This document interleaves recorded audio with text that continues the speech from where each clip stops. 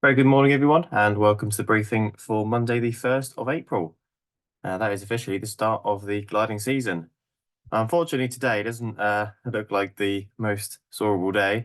What we have got is this low pressure just centered down to the southwest and lots of occlusions around, but we are in a relatively clear area today. Last night, the midday chart today was showing a trough line directly over the top of us. They're not showing it now, although we are still in quite an unstable air mass, as we're going to see later. And they have put these trough lines that aren't desperately far away from us down over the continent. Moving further ahead to tomorrow midday, this occlusion could cause us some issues, depending on exactly where it ends up. But it does actually look like we're going to get most of a day out of it tomorrow. Wednesday, similar picture, becoming quite hard to predict with lots of fronts around. It really depends exactly where these end up. Bear with me with the winds. I thought I had these.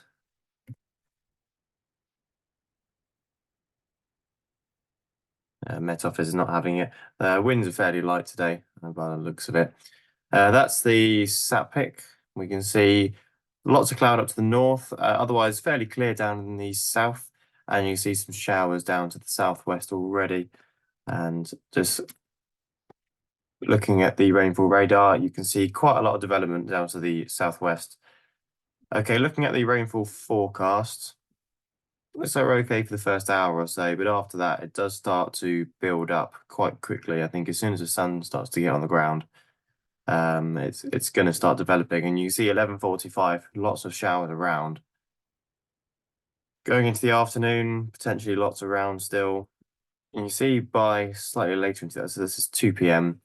We're right on the edge of a very showery area and a slightly clearer area to the south. So very hard to predict, of course, exactly where these showers are going to end up. We could stay completely dry all day. We could get really quite wet. We'll just have to keep an eye on the rain radar and get what we can out of it. Public forecast then, fairly optimistic. They're showing 60% showers at 12.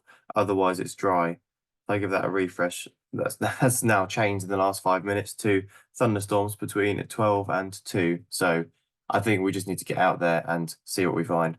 It's going to be very hard to really predict what it's going to do.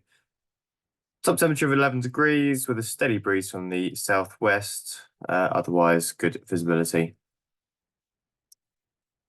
Temperatures midday, 10 or 11 degrees, dew points 7 or 8, so split's okay there. That's currently outside, or it was 10 minutes ago. Give that a refresh. This cloud looks a little bit low at the moment, but it should start lifting. As I say, the problem is as soon as it starts lifting, it will probably lift into very big clouds. Currently just over 7.5 degrees, dew points of 6. Odium's few at 600. So they've put, that was 37 minutes ago. Farnborough, currently no clouds detected. They're showing. Otherwise, forecast 9 knots from the southwest, few clouds at 3,000. They've put here cumulonimbus. This looks quite fun. Here we go. Heavy rain showers, small hail, or snow pellets. We're just going to have to keep it on the radar, see what is going on. Okay, top meteo showing not too bad this morning, some lower cloud around, but by midday, lots of showers and potentially some thunder showers building. And going into the afternoon, more just showers, less likely to be thundered by the looks of it, but this is just top meteo's interpretation. Essentially, a couple of thermals around. I mean, if we're getting cumulonimbus, there's got to be some rising air somewhere.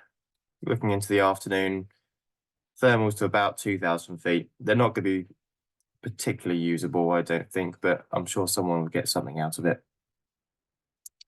Okay, no NOTAMs to be worrying about. Setup wise, we'll go with 2-3. It's going to be a standard setup. Cables running down the edge of the runway, and all landings in the direction of 2-3 as normal. Grass is probably going to be very wet, so please don't use the wheel brakes.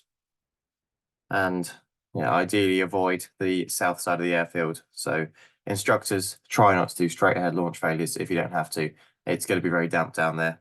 Otherwise, standard 2-3 operation.